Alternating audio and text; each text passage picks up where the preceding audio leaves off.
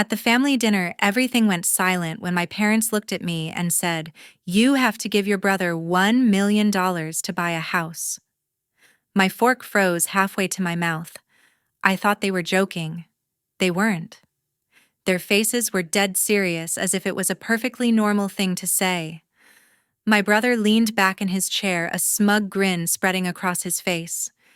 He didn't even have to speak. That look said everything. He expected it. He knew they'd back him. I waited for someone to laugh to break the tension, but no one did. Instead, all eyes stayed on me, waiting for my reaction, for me to agree to just hand it over like I always did. For years, I'd stayed quiet, played the good daughter, the one who kept the peace while swallowing every unfair word. But that night, something inside me shifted.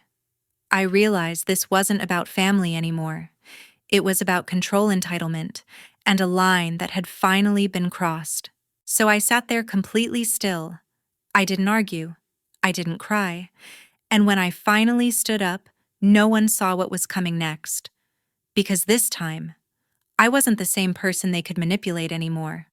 What happened after that dinner didn't just change the way they saw me, it shattered everything they thought they controlled.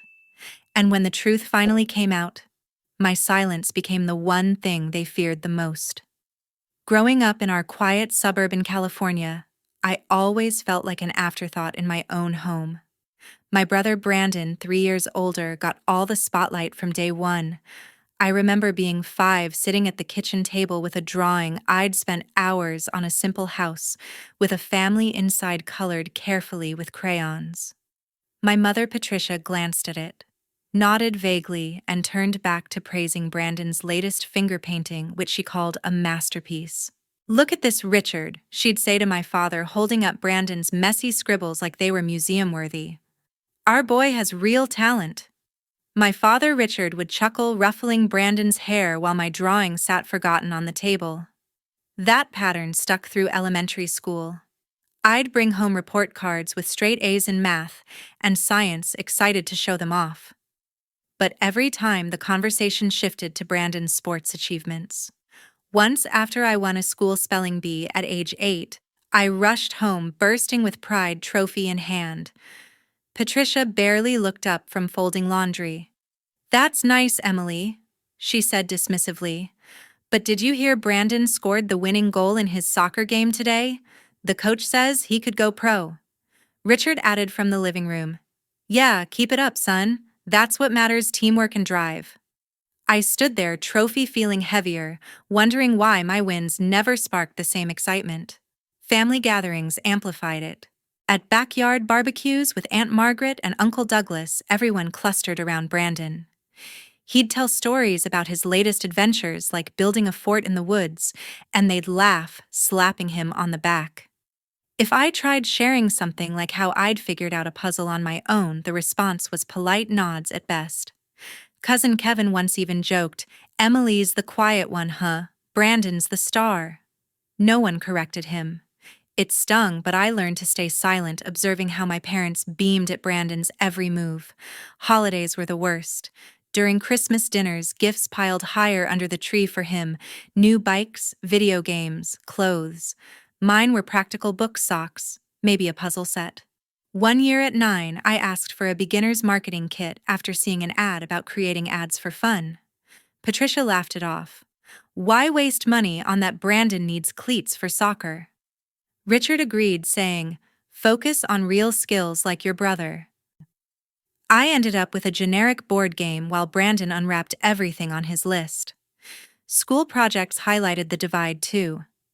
In 4th grade, I created a presentation on local businesses, interviewing shop owners and making charts. My teacher praised it, saying it showed initiative. At home, I set it up on the computer to show my parents. They watched for a minute before Patricia interrupted. "That's cute, but Brandon's science fair volcano erupted perfectly today. The judges loved it." Richard nodded. "Volcanoes are impressive hands-on stuff." My project went unnoticed after that. Even small daily moments reinforced it. Mornings at breakfast, conversations revolved around Brandon's schedule, his practices, friends' plans. If I mentioned a book I was reading or an idea for a school club, it got brushed aside. "Not now, Emily," Patricia would say. "Your brother's got a big game coming up." Richard often added, "Learn from him. He's got that winning spirit." By middle school, I internalized it. I'd excel quietly, joining the debate team where I honed skills in persuasion and strategy, early signs of my marketing interest. But sharing victories at home led to comparisons. After my first debate win at 12, I came home eager. Brandon had just aced a history test, though, so the night became about him. "History shapes leaders," Richard said proudly. Patricia beamed. "Exactly like our Brandon." Extended family echoed the favoritism. At Cousin Laura's birthday parties, she's Douglas and Margaret's daughter, a year younger than me, everyone fawned over Brandon's charm. Laura and I played together sometimes, but even she admired him more, asking about his stories instead of mine. Uncle Douglas would say things like, "Brandon's going places," while Aunt Margaret nodded along, rarely acknowledging my efforts. Those years built a quiet resentment. I stopped seeking approval, focusing inward. Yet the constant overshadowing shaped me, pushing me to prove myself away from their gaze. Brandon thrived on the attention, growing confident, maybe too much. My parents never saw the imbalance, or if they did, they ignored it. High school brought new chances for me to shine, but the comparisons only intensified. At 14, I joined the school's marketing club, drawn to creating campaigns and analyzing trends. It felt like a natural fit for my strategic mind. Our first big project was designing a mock ad for a local charity event, and my team relied on my ideas for the slogan and visuals. We presented it at a regional competition, and, to my surprise, we took second place. The judge commended our innovative approach, saying it showed real potential for the industry. I came home that evening with a certificate, my heart racing with accomplishment. Patricia was in the kitchen prepping dinner when I showed her. She skimmed the certificate, set it aside, and went back to chopping vegetables. "Second place." "That's okay, I guess," she said, without much enthusiasm. Then her face lit up as she added, "But Brandon just got selected for the varsity basketball team today. Captain material already." Richard walked in from the garage, overhearing. "Varsity. That's my boy leadership on the court." They spent the rest of the meal discussing his training schedule, my certificate forgotten on the counter. Weekend family outings made it worse. We drove to the beach one Saturday, and while I sketched ad concepts in my notebook during the ride, Brandon dominated the conversation with stories from practice. Aunt Margaret, who tagged along, praised him endlessly. "Brandon, you're turning into quite the athlete," she said, passing him a sandwich. When I mentioned the competition casually, Uncle Douglas chuckled. "Marketing stuff, fun hobby, Emily, but sports build character." Cousin Kevin nodded, adding, "Yeah, Brandon's games are where the action is." Laura, sitting next to me, whispered that she thought my win was cool, but then joined the others in asking Brandon for tips on shooting hoops. Parent-teacher conferences highlighted the bias, too. My teachers raved about my creativity in business classes, suggesting I pursue internships early. But at home, the feedback session turned into a recap of Brandon's athletic prowess. "Your son's got scouts watching him," Richard boasted to Patricia over coffee. She agreed. "He's destined for scholarships." My achievements got a brief mention, quickly overshadowed.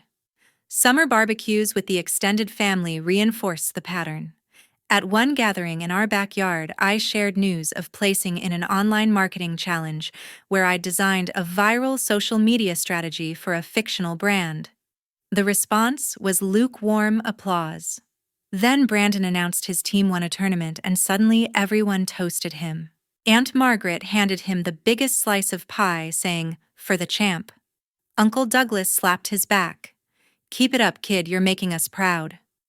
Kevin and Laura cheered along, the focus shifting entirely.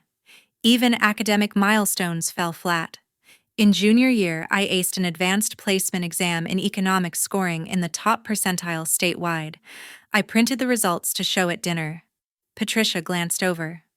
"Good job, Emily." she said flatly. Speaking of scores, Brandon's GPA is holding strong with all his practices. Richard chimed in. Balance like that is key. Athletes know discipline. The evening devolved into planning his college visits. My exam results pushed aside. Holiday gatherings amplified the dismissal. During Thanksgiving at Aunt Margaret's house, relatives passed around photos of Brandon's games. I tried interjecting about a school award for best campaign pitch in our club's annual showcase. Cousin Kevin smirked. Pitch is cute, but Brandon's dunks are legendary. Laura laughed along, though she later said privately that marketing sounded interesting. The table erupted in stories about his highlights. My moment lost. Social events outside family didn't escape the shadow either. At a neighborhood block party, I networked with a local business owner who offered me a shadowing opportunity after hearing about my club work. Excited, I told my parents the next day. Patricia responded, "That's fine, but don't let it interfere with supporting Brandon's games." Richard added, "Family comes first, cheer for your brother." By senior year, I'd led the marketing club to a state-level victory with a campaign promoting eco-friendly products. The local paper featured us, and I clipped the article. Showing it at breakfast, I hoped for recognition. Patricia read it quickly. "Nice article," she muttered. "Did you see Brandon's being recruited by colleges now?" Richard beamed. "Full ride possible, that's real success." Those teen years solidified my resolve to succeed independently. The constant belittling of my passions, always in favor of Brandon's pursuits, fueled a determination to carve my own path. My parents' favoritism blinded them to my strengths, pushing me further into self-reliance. Amid those challenging years, my maternal grandma, Evelyn Thompson, became my quiet anchor. She lived in a cozy bungalow across town filled with books on business and innovation that sparked my interest in marketing. Unlike the rest of the family, Evelyn saw potential in my ideas, often inviting me over for afternoons, where we'd discuss strategies from real-world campaigns she'd clipped from magazines. At 16, during one visit, I shared my frustration about a school project dismissed at home. She listened intently, her eyes sharp behind her glasses. "Emily, don't let their noise drown your voice," she said, handing me a notebook. "Write your plans here, build them step by step." Her support extended to practical encouragement. Evelyn had worked as a small business consultant before retiring, and she shared stories of clients who'd turned hobbies into empires. One weekend, she took me to a local entrepreneurs meetup, introducing me to professionals who offered advice on branding. "This girl's got ideas," she'd tell them proudly. Back at her house, we'd review what I learned sipping tea while she pointed out strengths in my notes. Patricia and Richard knew about these visits but brushed them off as Evelyn's eccentric hobbies, never joining or asking details. Family events revealed her as my ally. At a cousin's wedding when I was 17, while everyone fawned over Brandon's toast, Evelyn pulled me aside. "I saw your latest club newsletter, impressive layout," she whispered. "Keep pushing, marketing changes the world." Her words cut through the usual dismissal, reminding me I wasn't invisible to everyone. Health issues started surfacing for her around my 18th birthday. Evelyn began feeling fatigued, leading to doctor visits where I accompanied her, holding her hand during scans. "Don't worry about me," she'd say in the waiting room. "Focus on your college applications, aim for that business program." Even as treatments began for her heart condition, she insisted on hearing about my progress, critiquing my essays with a keen eye. Holidays with her provided solace. Unlike the chaotic gatherings at home, Thanksgiving at Evelyn's was intimate, just us two, sometimes cooking simple meals and talking dreams. One year, as we prepared stuffing, she confided, "Your parents mean well, but they miss what's right in front of them. You're the innovator in this family." Her affirmation fueled my applications to universities with strong marketing tracks. As her health declined, our time together grew more precious. By 19, I was in college nearby, visiting her weekly despite classes. We'd sit in her garden where she'd share old photos of her consulting days, inspiring me to intern at a local agency. See the big picture, Emeline, she'd advise during my rants about family favoritism. Your path is yours alone. The diagnosis worsened to congestive heart failure when I turned 21. Hospital stays increased, and I spent nights by her bedside reading marketing case studies aloud to distract her. Brandon visited sporadically, chatting about his job in sales, but Evelyn always steered conversations back to me. Tell me about that campaign you're designing, she'd ask weakly. Patricia and Richard came too, but their talks centered on logistics, not emotions. In her final months, Evelyn grew reflective. One afternoon in hospice, she grasped my hand. I've set something aside for you, a little nest egg to kickstart your dreams. I assumed she meant advice or mementos, not pressing for details amid the pain. She passed peacefully that spring at 78, surrounded by family, but her last smile was for me. The funeral was subdued, held at a local chapel. Relatives gathered with Patricia organizing details and Richard giving a brief eulogy about her community work. Brandon stood solemnly, but I felt the deepest loss. Afterward, at the reception, whispers about her estate floated, but no one mentioned specifics. Weeks later, her lawyer contacted me privately for a will reading. In a quiet office downtown, he revealed Evelyn had left me $1 million, her savings from years of smart investments untouched by the family. She specified it for you alone to pursue your passions, he explained, handing over documents. Stunned, I kept it secret, knowing the backlash if word spread. The money sat in a trust waiting for my plans. Processing her absence took time. I visited her grave, often updating her on college milestones as if she could hear. Evelyn's legacy wasn't just financial. It was the belief she'd instilled, countering years of doubt. That inheritance became my turning point, a silent promise to honor her vision. With Evelyn's gift secured, I channeled it into building something solid. At 22, fresh out of college with a marketing degree, I reached out to my best friend Sarah Jenkins, a sharp lawyer I'd met in a business law elective. We brainstormed over coffee in a downtown cafe, mapping out a plan for my startup. This inheritance is your launchpad, Sarah said, sketching notes on a napkin. Let's form an LLC to protect it. Carter Strategies, focused on digital campaigns for small businesses. I nodded, excited yet cautious, knowing I had to keep it under wraps from my family. We started small, renting a modest office space in the city using part of the funds.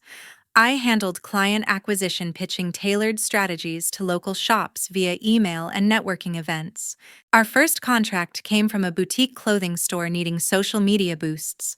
I designed targeted ads that doubled their online traffic in a month. Sarah managed the legal side, drafting contracts and ensuring compliance. You're a natural at this, she told me during late-night sessions reviewing analytics. Revenue trickled in, allowing me to reinvest without touching the bulk of the million. Growth accelerated as word spread. By 23, we'd landed bigger clients like a tech gadget company wanting email funnels. I led the team, hiring 2 freelancers for graphics and content, while Sarah negotiated terms. One campaign went viral, featuring user-generated stories that garnered thousands of shares. This is scaling fast, Sarah noted in a progress meeting. We expanded services to include SEO optimization, pulling in steady income that I funneled back into the business. Family remained oblivious. During occasional calls, Patricia asked about my little job, assuming I was in entry-level marketing. Still grinding away, she'd say dismissively. Richard echoed, Brandon's climbing the sales ladder, maybe he can give you tips. I kept responses vague, steering clear of details to avoid questions about funding. Sarah became my confidant beyond business. Over lunches, I'd vent about the lingering favoritism, and she'd offer perspective. Use this success to redefine yourself, she advised. Her expertise proved invaluable when I decided to invest in real estate, a stable asset to grow the inheritance. Let's buy a property through the LLC, she suggested. Something with potential, like a family-sized home in the suburbs you could rent or flip. We scouted options discreetly. After reviewing listings, we settled on a spacious four-bedroom house in a neighboring town, similar to our childhood home, but updated with modern amenities. The price tag ate into $500,000, but it felt strategic. Sarah handled the paperwork, ensuring the LLC shielded my name. This way, it's business owned, she explained as we signed. I posed as a tenant to my family, paying nominal rent to the company account to maintain the facade. Integration with the business followed. We converted part of the house into a creative studio for client meetings, blending personal and professional. Smart move, Sarah said during our first walkthrough. It appreciates while generating side income. I furnished it minimally, using it as a quiet workspace away from the office bustle.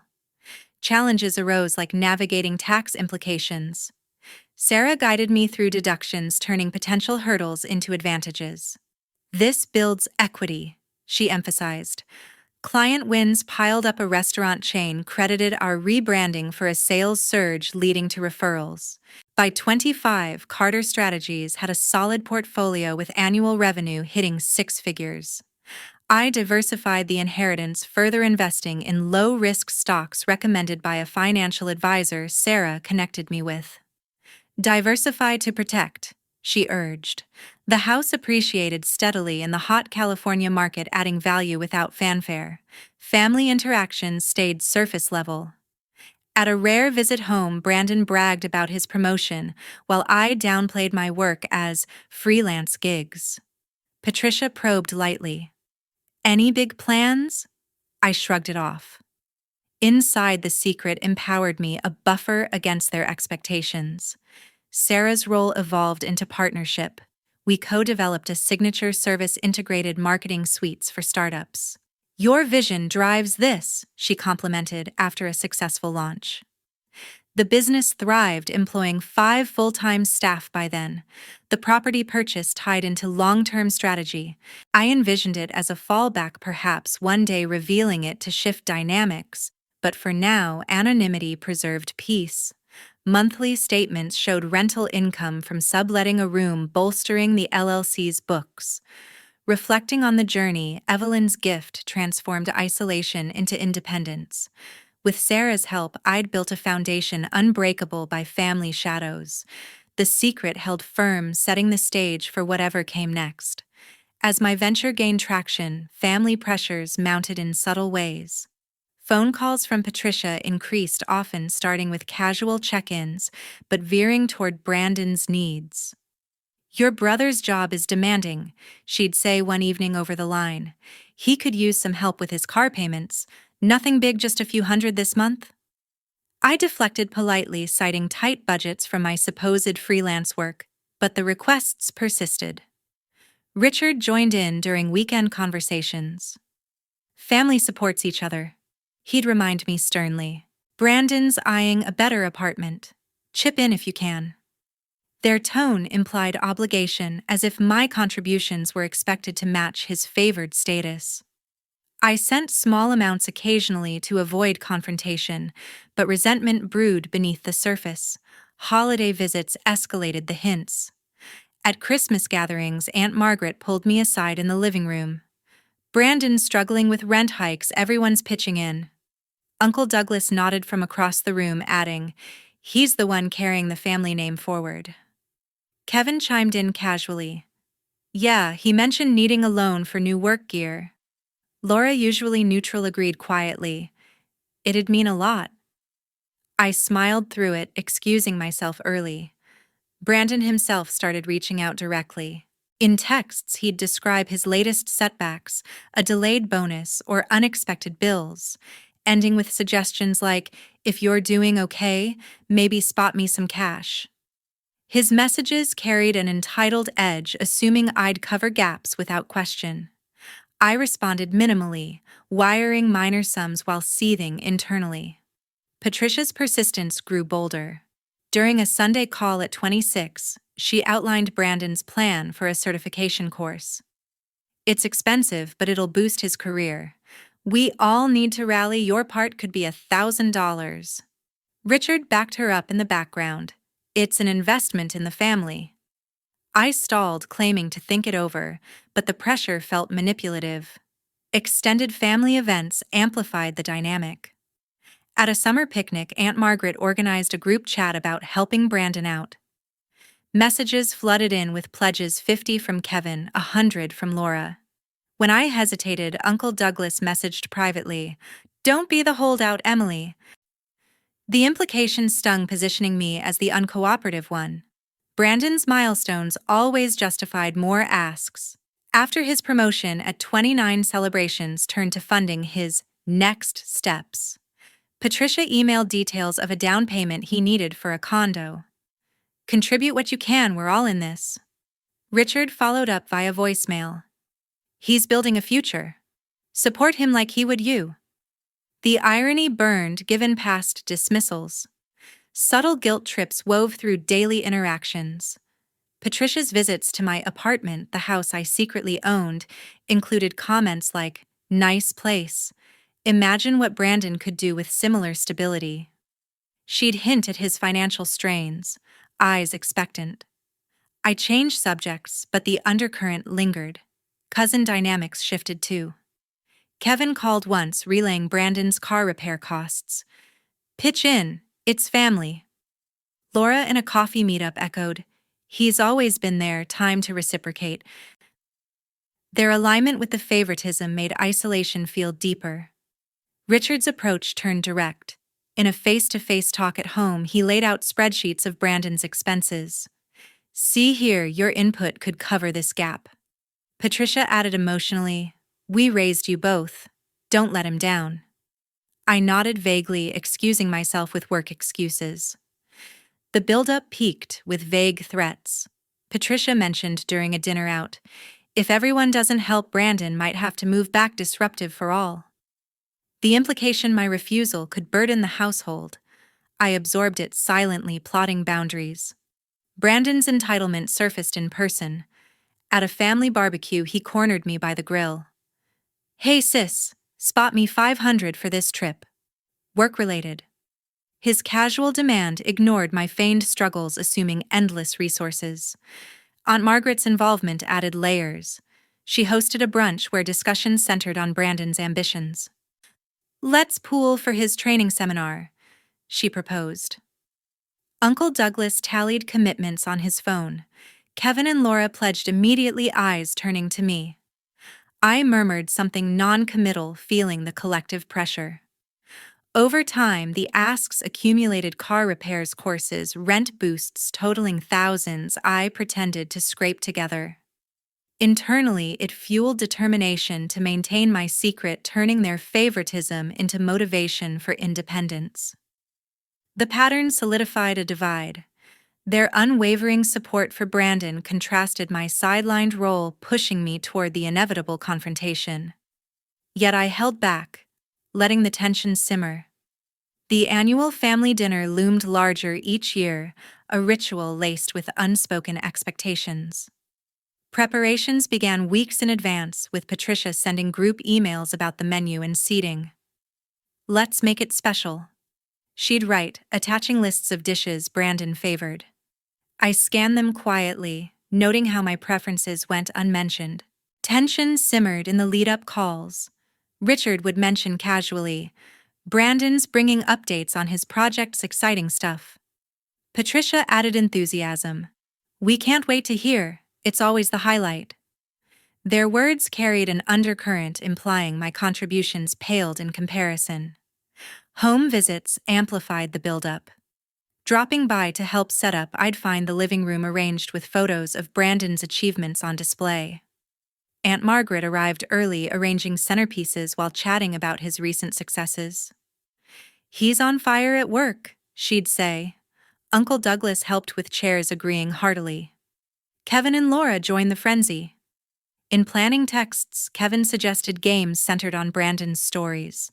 Laura proposed toasts in his honor. "Tradition," she texted. I responded briefly, sensing the exclusionary vibe. Patricia's shopping trips turned pointed. Accompanying her to the grocery store, she'd load the cart with his favorite wines. "For the star of the evening," she'd remark. When I suggested adding something neutral, she waved it off. We know what works. Richard handled logistics with bias. Setting the table, he'd place Brandon at the head. Deserves it, he'd mutter. Discussions veered to his needs like potential gifts or advice sessions during the meal. Extended family arrivals heightened the atmosphere. Aunt Margaret brought desserts praising Brandon's tastes. Uncle Douglas carried wine joking about toasting his wins. Their energy focused solely on him, leaving me on the periphery. Pre-dinner gatherings stirred unease. The night before, a casual meet at home involved reviewing old albums, mostly Brandon's milestones. Patricia laughed over his childhood photos. Richard nodded proudly. I sat observing the imbalance grading. Laura's involvement added layers. She helped decorate hanging streamers while sharing updates on Brandon's life. He's got big news this year, she hinted. Kevin assisted with music, selecting playlists he liked. The day of kitchen chaos built suspense. Patricia directed cooking, assigning me minor tasks like chopping vegetables. Brandon loves this roast, she'd say repeatedly. Richard tasted samples, commenting on perfection for him. Guests trickled in, conversations buzzing with anticipation. Aunt Margaret hugged Brandon first upon arrival. Uncle Douglas slapped his back. Kevin and Laura clustered around him, eager for details. Seating arrangements underscored favoritism. Patricia guided everyone, ensuring Brandon's spot offered the best view. I ended up at the end, conversations flowing past me. Appetizers set the tone. As plates passed, compliments flew toward Brandon's recent vacation tales. Richard encouraged more sharing. Patricia beamed. The air thickened with their adoration. Side discussions revealed strains. Whispered talks about finances surfaced with hints at upcoming asks. Aunt Margaret glanced my way occasionally, as if gauging readiness. Brandon held court effortlessly. His anecdotes drew laughter, while my attempts at input faded quickly. Laura redirected focus back to him seamlessly. Dessert preparations ramped up drama. Patricia unveiled a cake inscribed with his name. For our pride and joy, she announced. Cheers erupted, isolating me further. Throughout, subtle jabs emerged. Richard's offhand comment about careers. Some climb faster. Patricia's nod agreement. The cumulative effect wore on me, stealing my resolve. Family photos captured the facade. Posing together, smiles masked the underlying tensions. I stood slightly apart, the outsider in my own circle. As the evening approached its core, the weight of accumulated favoritism pressed down. Years of patterns converged, setting a powder keg for revelation.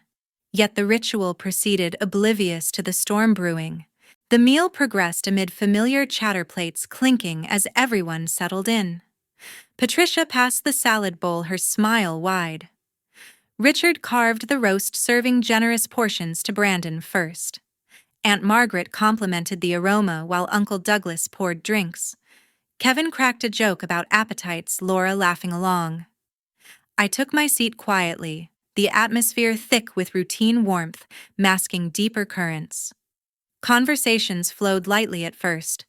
Brandon shared a work anecdote, drawing nods from around the table. Patricia encouraged him. Tell them about that big deal you closed. Richard listened intently, pride evident. The group engaged, questions flying his way. I contributed sparingly, my words blending into the background.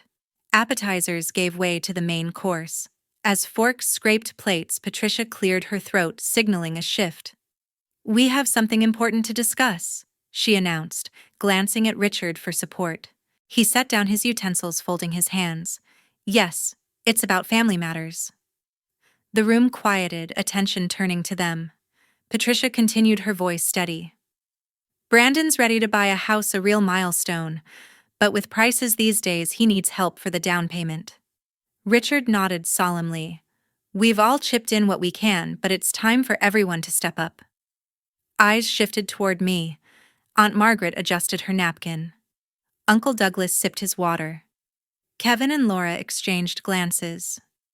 Brandon leaned back, arms crossed, a subtle smirk playing on his lips. Patricia locked eyes with me. Emily, we expect you to give your brother $1 million to buy the house. The words hung heavy, the amount stark against the casual setting.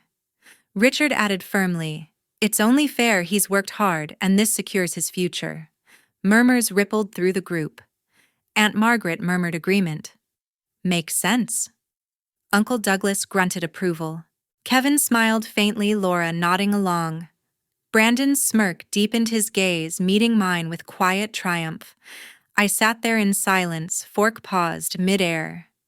The declaration echoed, a culmination of years of favoritism now crystallized in this demand. Patricia elaborated, "We've calculated it, your savings should cover it easily." Richard emphasized, "Family first, Emily."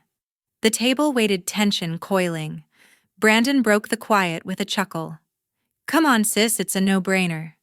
His tone carried entitlement, the smirk unwavering. Aunt Margaret chimed in supportively. "Think of it as an investment in us all."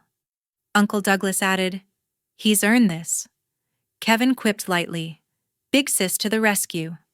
Laura echoed softly, "It'll mean so much." My mind raced, but outwardly I remained composed, setting down my fork without a word. Patricia pressed on, "We've already looked at properties, this pushes him over the edge." Richard outlined benefits. Stability for him means peace for everyone. Brandon interjected confidently, "Yeah, and I'll pay it back eventually." The promise rang hollow, his expression smug. The group leaned in, expecting compliance. Aunt Margaret passed bread as if normalizing the moment. Uncle Douglas refilled glasses. Kevin steered talk to house features, Laura describing neighborhoods. I absorbed the pressure, silence my shield. Patricia's eyes narrowed slightly. "Well, what do you say?" Richard urged. "Don't hold back now." Brandon's smirk held anticipation in his posture. The demand lingered, the room suspended in wait. Seconds stretched, my response withheld. Aunt Margaret shifted uncomfortably. Uncle Douglas cleared his throat. Kevin fidgeted, Laura glancing away. Finally, Patricia sighed. "Emily, this isn't optional, it's family duty." Richard affirmed, "We've always supported you, return the favor." Brandon leaned forward, smirk intact. "Exactly time to step up." The weight pressed, but I stayed silent, letting the moment build. Their assumption of my acquiescence fueled inner resolve. As dessert plates arrived, the unresolved tension hung. Patricia served portions, her movements brisk. Richard changed topics awkwardly. Brandon accepted his slice, smirk fading slightly at my quiet. The evening teetered, the declaration's impact rippling unspoken. I maintained composure, the silence speaking volumes amid their growing unease.